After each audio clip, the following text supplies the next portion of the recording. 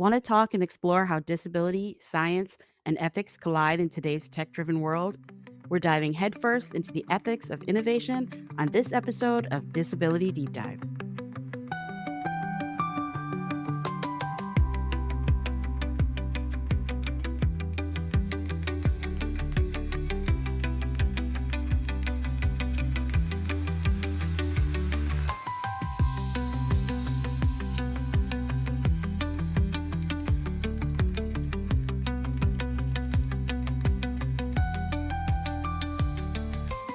Hello, listeners. We are really glad you're here. I'm Keith. And I'm Jodi. Welcome back to Disability Deep Dive. Today's episode is called The Ethics of Innovation, Disability, Technology, and Reproductive Justice. And we're joined by Katie Hasson, Associate Director at the Center for Genetics and Society. Can I be honest? When I first Yeah. heard this topic, I thought, ooh, this is going to be tough to wrap my head around. Mm-hmm. But Katie made it so accessible, and I walked away with a whole new perspective. Yeah, same here. She's absolutely brilliant at breaking down these big, complex issues in a way that really made sense. I felt the same way, but in the end, the conversation really stuck with me. Yeah, it's going to be one of those episodes that make you rethink how disability fits into the bigger picture, especially when we're talking about science, ethics, and the future. Yeah, it's a fascinating conversation. And be sure to stick around after the interview for something extra in our Deep Cut segment. You won't want to miss it. That's right. This week's Deep Cut connects beautifully to our conversation with Katie. It's the powerful documentary Fixed, the science fiction of human enhancement. Fixed explores the ethics of genetic technologies and those who often get left out of the conversation.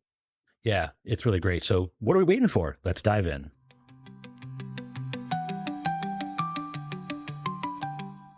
Hi, Katie. Thanks so much for joining us. Can you start things off by introducing yourself and sharing a little bit about the Center for Genetics and Society, like the kind of work you do there, and maybe what drew you into that space?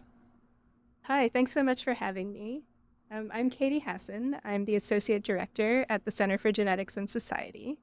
And Center for Genetics and Society is an independent nonprofit. We work to ensure that social justice, equity, human rights, and democratic governance are really front and center in public and policy debates about human genetics and assisted reproduction. And our goal is to confront the ways in which misuses of these technologies could revive pernicious eugenic ideas and practices, as well as exacerbate the already dire levels of inequality that we have in the US and in the world. And CGS is really the only United States-based nonprofit whose primary focus is these urgent set of challenges raised by human genetic and reproductive technologies. And the kind of work that we do, the way that we approach this, we're really seeking to build a cross-sector movement to ensure justice and equity in human biotechnologies. And we do that in three key ways. One is our work in communications to reshape narratives about the social meanings of human biotechnologies. Another way is coalition and capacity building. We facilitate collaborations that bring voices and perspectives that have really been missing in these conversations, especially those grounded in disability, reproductive, gender, racial, LGBTQ, and environmental justice. And then we do policy education and advocacy that really centers social justice and human rights. And CGS has been doing this work for 25 years now, really working to amplify underrepresented perspectives on these technologies, building a broad network. And so as Associate Director, I'm really involved in sort of all aspects of this work to one extent or another, as well as the sort of behind the scenes stuff like the fundraising that, keeps all the rest going. That's wonderful. As someone, I have dwarfism, and over the past couple of years, I've heard a lot about, genetic testing and embryo screening with dwarfism. So when we talk about these new biotechnologies, what are some of the ethical concerns you see coming up, particularly when it comes to how disability is talked about or understood? Yeah, I would say, one of the biggest issues is just the way that these technologies are really built around a medical model of disability, right? It really frames disability as a biological problem that must be cured, right? And that can be predicted through genetics, right? Rather than, a social model that focuses on access or an identity model. So really we see a lot of conflation of disability with disease, right? Mm-hmm. Those two things being equated in a way that just assumes that disability equals suffering. Mm-hmm. That's kind of the basic understanding behind these technologies. And that means that they don't really reflect the needs or the wants of disabled people or communities. And you even hear a lot of the arguments for these technologies are made on the grounds of sort of eradicating disease in ways that are really harmful, I think. So some of the questions that we ask around this, or the concerns that we have is, what does it say to people currently living with disabilities about how their lives are valued to be putting so much effort and resources and marketing behind technologies to prevent people with those same disabilities from being Mm-hmm. born?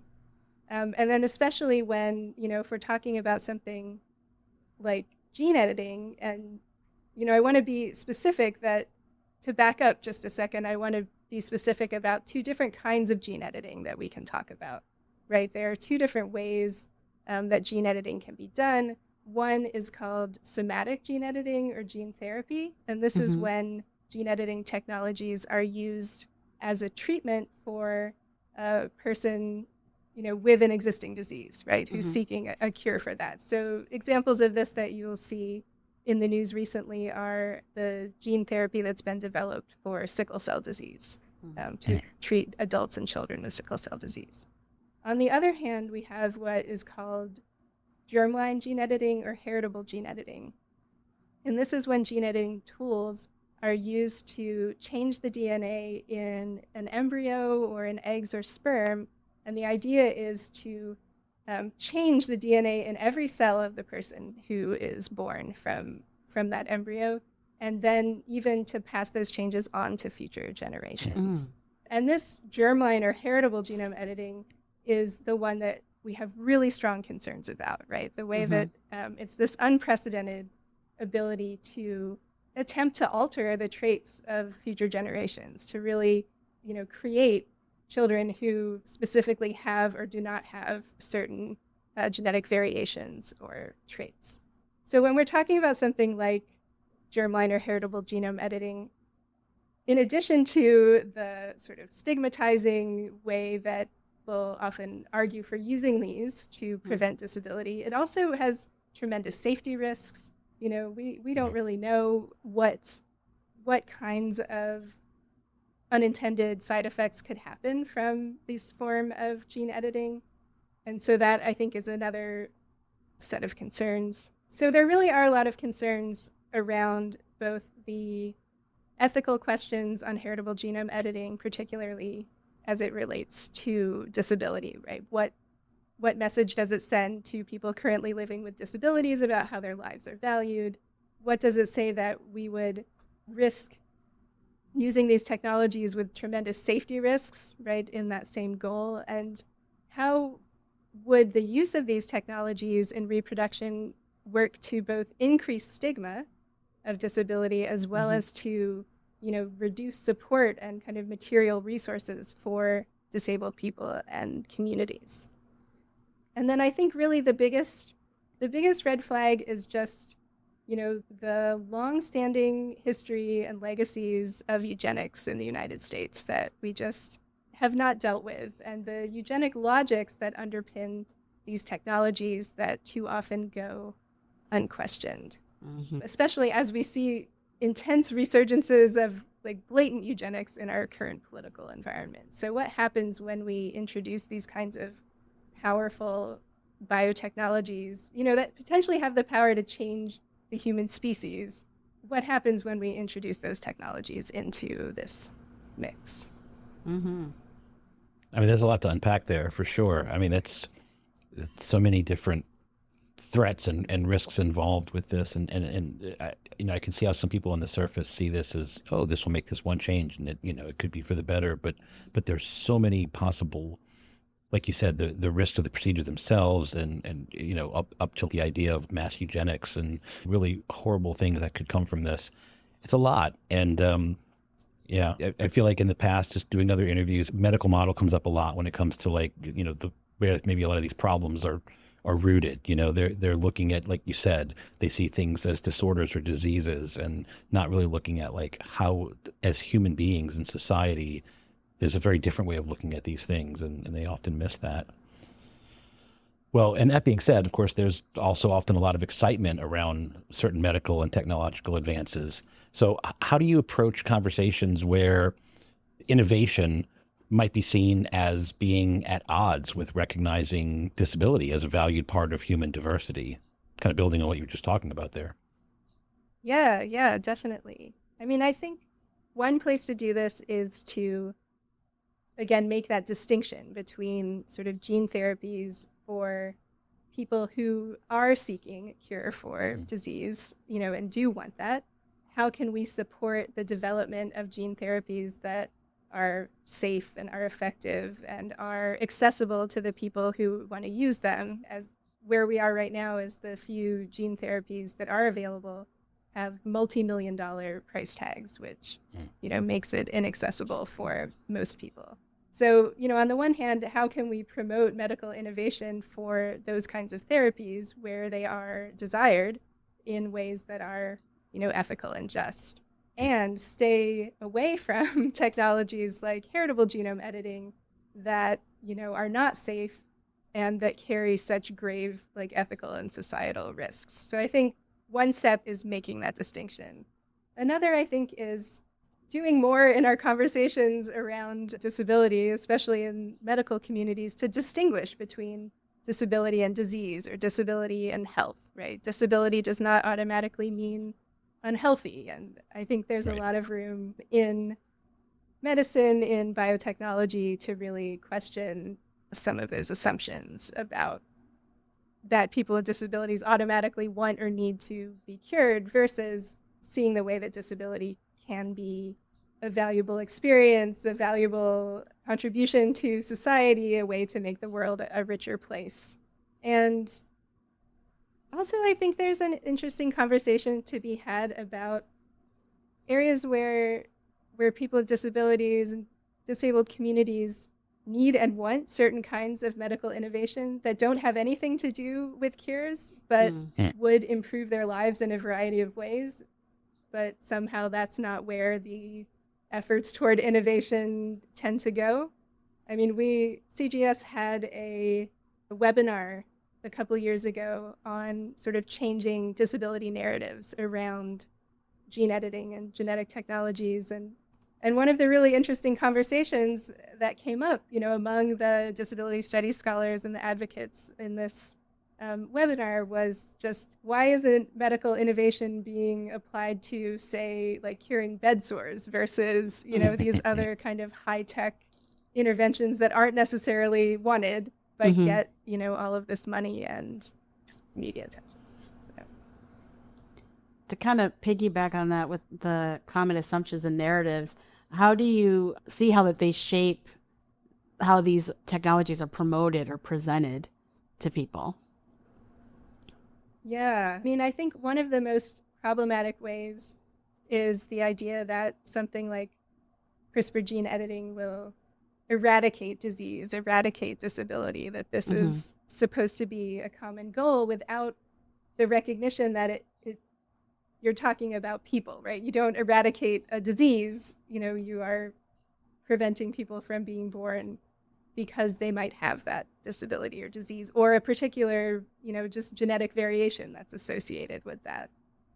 And then if we turn back to sort of the range of genetic testing and genetic selection that's been increasing in, reproductive technologies, something that we've seen is the way that, most people are familiar with prenatal genetic testing, but with the use of reproductive technologies like IVF, they're pushing this testing back even earlier, right? So there are these ways of doing genetic testing and screening on IVF embryos, right? And this has been done for a while, for more than 20 years, to focus on, say, one particular genetic condition that the parents know that they're at risk of passing on, right? And if they make the decision to screen for that, they can look for that particular thing in the IVF embryos that they have.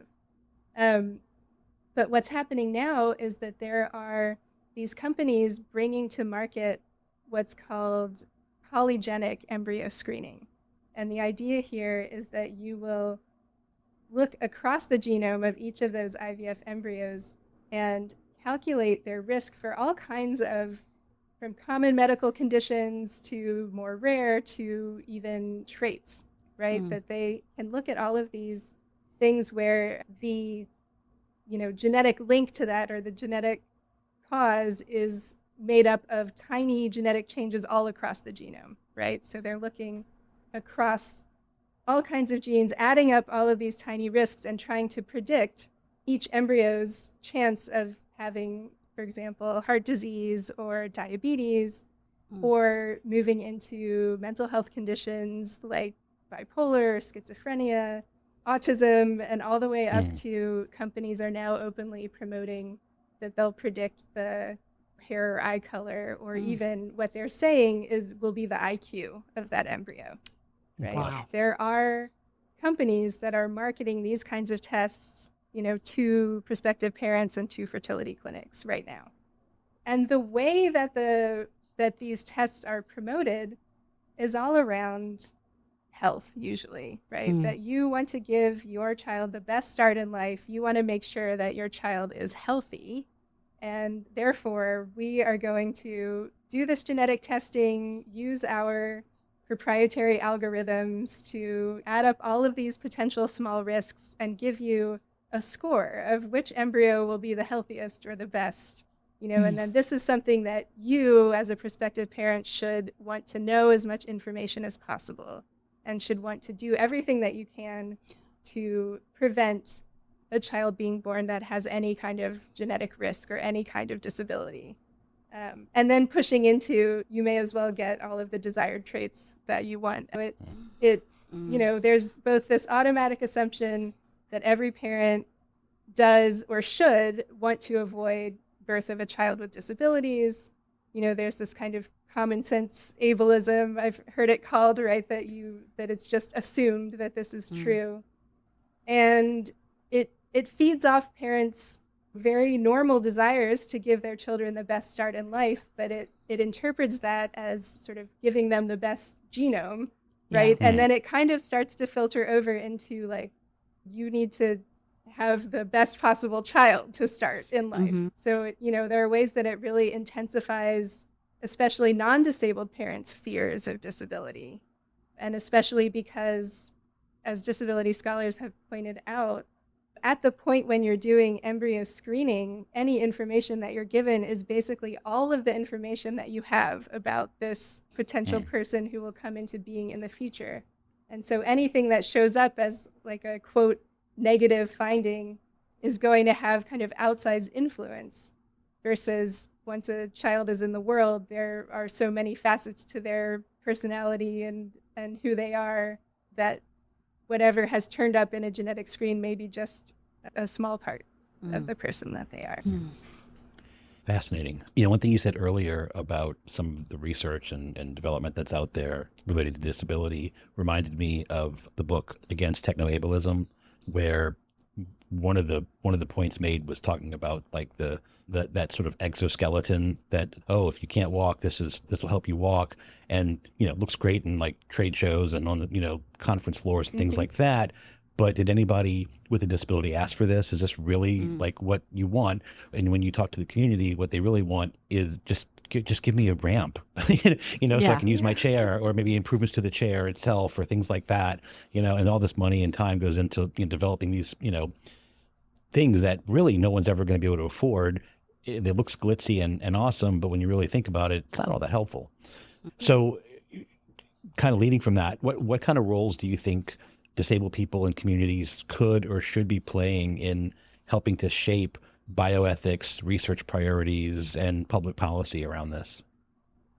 Yeah, I mean, I think just from the start, there needs to be much greater inclusion of people with disabilities in these public discussions and the policy discussions. I mean, that just needs to be like the floor, though, right? That there's more involvement, but not just that, it needs to be sort of come with a greater understanding of disability and disability rights. I mean, so often, Center for Genetics and Society has been involved in these high-level conferences and policy conversations for over 20 years now, and we do bring the perspectives of our partners from disability rights organizations, into these spaces whenever we can. But we just see over and over that there are not disability rights advocates included on the program for these kinds of discussions about the future of gene editing technologies, and reports about, the ethical questions on these technologies, how they should be used, how they should be governed, make very little, even just very little mention of disability. And when they do, it's always this conflated term of disability and disease, right? Sort of joined together. So then there's also this conflation of sort of disability rights advocates and patient advocates that I think is very complicated, right? There are patient advocates and disease advocacy groups that have much easier access to these kinds of conversations because they are more aligned with the scientists and the medical practitioners who are organizing these conversations, right? They're more intelligible, and their, interest in, increasing money for research and searching for cures is more aligned. And there's a real lack of understanding of the difference between patient or disease advocacy and disability rights advocates who are, their advocacy, political advocacy is not around cures, it's around access and rights, and it may have nothing to do with trying to increase funding for certain kinds of biomedical research. And they may have objections to something like heritable genome editing as a whole because of the sort of threats that it can pose to their community. So I think, there does need to be a much greater role and a much better understanding of disability rights shaping bioethics and policy. Well, with that in mind, are there any examples of a policy or coalition, a particular framework that you think is moving the conversation in a positive direction? Yeah, well, I mean, if I could talk about CGS for a minute, I would love to. Please. Sorry. I would love to say a little bit about one of our initiatives. We started this initiative a few years ago, and we call it the Missing Voices Initiative, to sort of highlight the missing voices and perspectives coming from disability rights and justice, but also sort of a range of social justice and human rights advocates, that really should be in these conversations and have not been, right? In reality, they are not really missing voices, but excluded voices, because these conversations are going on, but they're not being brought into the rooms where these kind of bigger policy conversations are happening. And as part of our Missing Voices initiative, we have a gender justice and disability rights coalition on heritable genome editing, so specifically focused on germline and heritable genome editing. And this is a group of 16 advocates and scholars from 10 different countries, and they come from a range of civil society organizations and academic institutions. And some of our disability rights partners in Missing Voices and on this coalition include the Disability Rights Education and Defense Fund, Autistic Self-Advocacy Network, and the Longmore Institute on Disability. And so this group together published something we called the Social Justice and Human Rights Principles for Global Deliberations on Heritable Human Genome Editing. It's a bit of a mouthful, but it's a framework of 11 principles that come from a feminist anti-eugenic lens, and that really, center the health, rights, and freedom from exploitation of women and people who could get pregnant, and affirm the worth and full inclusion of all people with disabilities. And we really ask, what does it look like to talk about heritable genome editing from that perspective? What principles are missing from these conversations that come through so clearly when you start the conversation from a very different place. So I would share that initiative. But a few others that I wanted to mention, I mentioned Autistic Self-Advocacy Network, who was one of the members of our Gender Justice and Disability Rights Coalition. They have a really great statement on genetic research and autism that has a lot of background and recommendations for how this research should or shouldn't go forward. It's written in plain language, and it is a really great resource for learning more about the issues and seeing, what kinds of recommendations are coming from that self-advocacy community. And then the last that I would mention is the National Council on Disability in the US has, over the past several years, done a series of reports on bioethics and biotechnologies. And they have one from 2019 called Genetic Testing and the Rush to Perfection, which really looks at the range of prenatal and pre-implantation genetic testing. And then they have one that just came out in 2024 called From Fetal Surgery to Gene Editing, the Current and Potential Impact on Prenatal Interventions on People with Disabilities. And this was a really interesting one. I mean, both of these reports, they get input from a whole range of disability advocates and organizations. And it was very interesting to be on the kind of listening session where some of the groups were giving their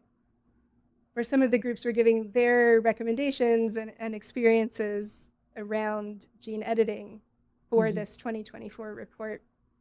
And it was interesting to hear from groups that, we're saying, well, we haven't actually had a chance to make a position on this yet, right? Our organization is just starting to deal with these issues. But there were, really interesting points that came up in those reports as well that you don't see in other reports on these topics. So I think those are three that I would mention. I think all three of those sound incredible, and I love those directions. I think that's wonderful. So before we wrap it up, we kind of like to take things on a creative note. Is there a book, a movie, a TV show, or like a piece of music, anything in that realm that you think really captures some of what we've been talking about, or that you've been thinking about lately in terms of genetics and society and this work you do? Yeah, well, it's hard to talk about these issues without the film Gattaca coming up. I'm sure you might be familiar with it. It's over 25 years old now, but it really paints a very evocative and provocative picture of what a world based in these kinds of technologies of genetic optimization and even enhancement would look like, right? The rigid social structure and the divisions between people who are enhanced and people who aren't, and how harmful that is to everyone in society. It is a complicated film from a disability perspective, right? It both, shows the damage that this search for perfection can do to everyone, but it also relies on some, damaging disability tropes around suicide that make it a very complicated film. And several years ago, when Gattaca was 20 years old, CGS had an event where we did screenings and had some discussion panels after, and one of them was in partnership with the Longmore Institute and Superfest Disability Film Festival. And so that was a really interesting conversation about. Yeah. I believe the question was framed as, what the heck kind of a disability film is this? So there's lots to say there. Yeah. And I felt like I have to mention Gattaca, but another one that I might, if I can just say two. As many as you want. Yeah. There's a really great documentary called Fixed, the Science Fiction of Human Enhancement by Regan Brashear. And I think that's an excellent one, really looks at these questions from a range of perspectives from people with disabilities and disability communities. What does it mean to be normal, to be enhanced, to repair? And I love that film also brings in dance and other cultural forms as Mhm. ways of reflecting on these questions as well. So those would be the two that I would mention. Great choices. Yeah, excellent. Katie, thank you so much. This has really been interesting and informative, and I, I opened my eyes to a number of things that I don't think I had previously really been aware of in this space. I mean, it's definitely sort of a higher end technical area that maybe the average individual doesn't think about every day, but I think people should think about it a little more. And so I'm really glad that you joined us and had this conversation with us. Absolutely. Thank you so much for having me.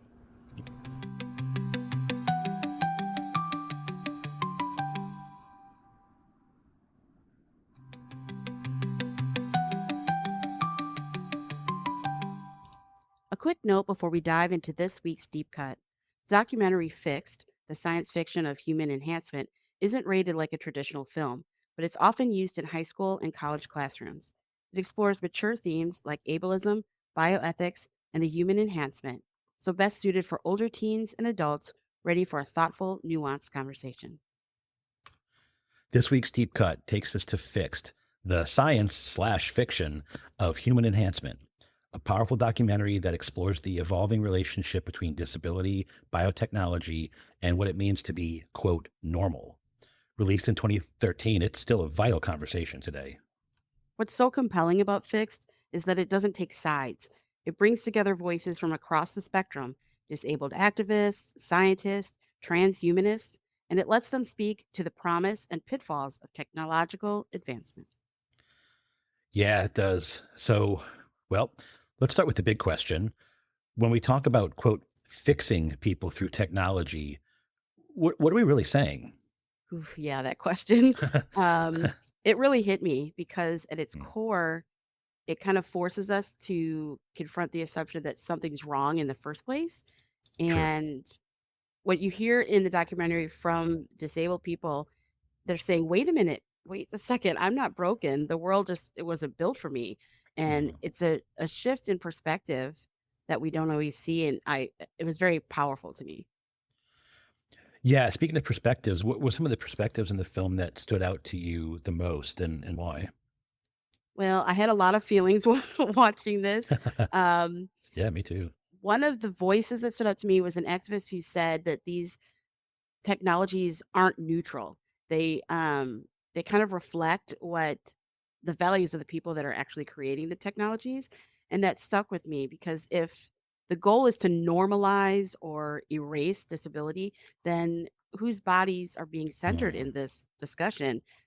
Whose lives are being deemed worth enhancing? Yeah, yeah, that is I mean, that's a huge question and, a lot of different viewpoints throughout. Not one answer, thankfully. I Yeah, like that it kept it open. Um, absolutely. yeah. Well, and so how does fixed help us challenge the assumption that disability equals suffering? Well, first we they interspaced a lot of the part of the documentary with people dancing and Mm, showing, all of them together yeah. that disability can be beautiful and be included in everything. It shows people living these rich, complex lives as advocates and or creating art and saying, my life isn't something that needs to be fixed. There was an advocate, I wrote her name down, Patty Byrne. She works Mm, at the Center for Genetics and Society and is a wheelchair user, and she said, "People see disability as, like, a personal tragedy," and I'm paraphrasing here, but she said, "From a disability rights perspective, is the problem that I can't walk up the stairs, or is the problem that the building was designed to not yeah. include people in wheelchairs?" And that's Right. really powerful, like, what actually needs fixing? It's not the people with the disabilities, it's the society around them. Yeah, she made really good points. I think she was the same person on there that when talking about, there's all these bio enhancements out there, but really she just needs a reliable way to get her chair fixed. Yeah, that's such a Yeah, big same. deal, Yeah. we're talking about these big, expensive biotechnologies, but there's so many people that don't even have the basic needs that, just to get around, for whatever reason, and it really that really was a strong point that she had made. Yeah, for sure. So what's the danger in viewing human enhancement as purely progress? For me, I think it's we start to lose sight of diversity. Um, we start narrowing down the definition of what it means to be human, not just for disabled people, but for everyone. Because the more we start to engineer perfection, the less space there is for anyone to be different. And even as it is now, to be different is such a othering type of thing. Hmm. And I think difference is where, our strength as humans lie. Um, I This documentary was the first time I had heard the word transhumanism. Me Um, too. Yeah. I had never heard it. And, basically, it's the idea of going beyond and using technology to go beyond human limits. But it kind of raised a flag for me because when we're so focused on transcending what it means to be a human, where does that leave people being told that their bodies are already not good enough? Um, Mm. and as someone who is disabled, that framing made me feel really uncomfortable. Um, and it was just simply, in my opinion, was just ableism. Yeah. No, that makes a lot of sense. And I believe, I don't remember who said it, but someone said that our limitations are inherent to being human. Yes. So, it's another way of looking at it, very much against the transhuman approach. Yes, absolutely. One of the strengths of this documentary is how it centered disabled voices, even when the science seemed to kind of move on without them. Why do you think it's essential to include disabled people in conversations about innovation? Yeah. Well, first of all, you can't make decisions for people without understanding what those what their needs are, what they actually seek, and it kind of goes back to the same idea of the I need a reliable way to get my chair fixed, or I need Mhm. to know that uh, I have basic healthcare needs before I need to worry about a bionic leg or an exoskeleton or something like Yeah. that. So it's really important to make sure that you're including people in these discussions that have disabilities. Um, that inclusive decision making is crucial, and it's the central tenet of nothing for us without us. Mhm. You need to be a part of that. You need to you need to have a voice in that. And sure, there's perhaps well-meaning scientists out there who are interested in creating this and that, with the idea that, well, these people must want to be, quote, fixed. Yeah. Well, have you spoken to, quote, those people? Do you know what they really want, or is this because you want it? Yeah. Yeah. So what role does this lived experience play, do you think, in shaping the ethical framework? Yeah. The lived experience is crucial. I mean, I don't think anybody can truly claim to know what anyone else is thinking, and that goes beyond disability. Honestly, I mean, Mhm. I think that's just a so many times people are like, yes, I know exactly how what you're thinking there, and you don't. I don't think anyone really Yeah. does. And in this case, it's just even more crucial and important when it comes to essentially making decisions for others on the idea that you know what other people want. Now I will say what was interesting is a couple of the people who were pro technology and pro enhancement were people with disabilities. Mhm. And one individual, I think he was an engineer, and unfortunately I don't remember his name. I didn't do as good a job as you writing down the names of, of these people, sadly. But he was all about creating these advanced artificial legs that he could use to mountain climb and Mhm. play sports and do all sorts of different things. And I think he was an amputee, a below the knee amputee, and that's what he wanted. Well, okay. I mean, this is the other thing that makes this tricky is not everyone in the community of people with disabilities is a huge, vast community. I mean, it's one of the things that makes the disability community so unique is that they're made up of different races and backgrounds and genders and ethnicities and religions and et Mhm. cetera. And so y- there's still going to be a variety of wants and desires and needs in that group. Now, I will say too that that engineer, maybe, I don't know. They don't say this in the documentary, but maybe he makes a lot of money and has incredible insurance and all Yeah. that stuff's covered for him. Yes. So now he can focus on these bionic legs and constantly Yes. improving them. And he talked about getting like software updates once a month. And I was just like, that annoys me on my computer. I can't imagine if my legs needed software updates. But, uh, so maybe he's had these other needs met, but there are plenty of people who don't have good insurance, don't have good health Yeah. care. Not long before we started recording this, we have some impending changes to Medicaid coming Yeah. that are going to infect a ton of people. And that's the kind of stuff that I think the majority of people with disabilities are worried about, because unfortunately, they also mentioned this in the documentary, disability has a link with poverty, unfortunately. Absolutely. And it just makes enhancement very unlikely. So Mm. I'm kind of getting off the topic of the question in a sense, but the idea that that lived experience, it does shape what people really truly want. Mm. But it's interesting to see in this documentary how it does still vary. There is still a variation throughout, the range of people with disabilities. It's just, I think, there's those basic needs need to be met first. Yeah. It's where they fall on the spectrum. One thing that I noticed is they were doing these cutaway interviews with people that I am absolutely assuming are able-bodied, talking about what Yes. enhancements they would get. And they're, I want to fly, I want to, Yeah. transport, I want to do I all want these a camera in things. my eye so I can take Yeah. pictures. I was like, okay, yeah, Yeah. And then if you were to ask those same people, and it goes back to what you were saying, I just want my wheelchair fixed. There's such a Yep. spectrum of wants and needs, and I think the documentary did a good job at kind of showing that. Even if you are somewhere in a different part of the spectrum, in your Yeah. views, they did really well at showing that. And how do you think the film modeled good inclusion?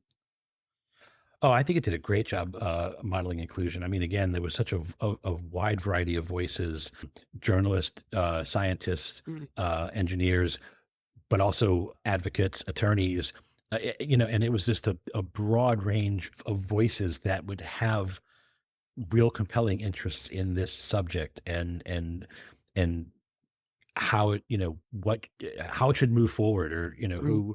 who is this really for, and so on.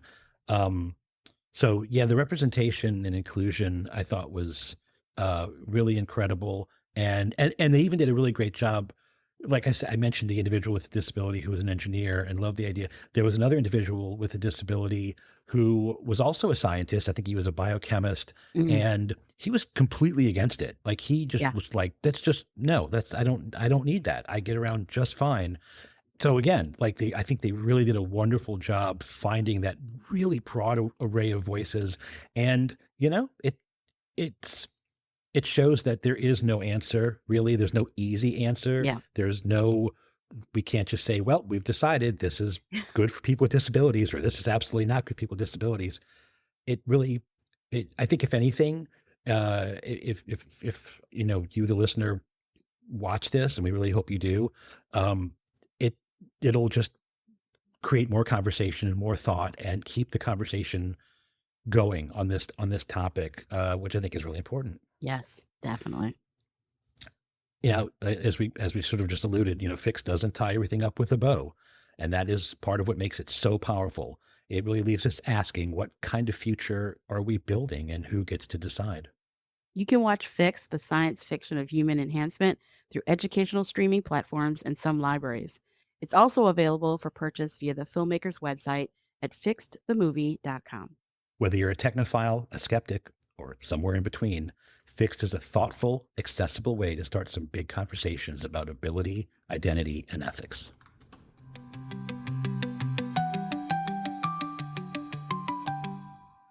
Well, that's it for this episode of Disability Deep Dive. A huge thank you to Katie Hasson for joining us and helping us unpack some of the biggest ethical questions at the intersection of disability, biotechnology, and reproductive justice. Katie brought so much clarity and depth to a topic that's often complex and overlooked. And she really reminded us how important it is to center disabled voices in those conversations about the future. Yeah, she did. If you enjoyed this episode, make sure to subscribe, leave us a review, and share it with someone who'd benefit from hearing it. You can also learn about the Center for Genetics and Society at geneticsandSociety.org. Thanks for listening, and we'll see you next time on Disability Deep Dive. Disability Deep Dive is produced by Jodi Beckstein, Keith Hasson, and Disability Rights Florida, Florida's protection and advocacy agency. You can learn more about the services we provide, explore a vast array of resources on a variety of disability-related topics, and complete an online intake at disabilityrightsflorida.org. Any comments about the podcast can be sent to podcast@disabilityrightsflorida.org. Thank you for listening to Disability Deep Dive.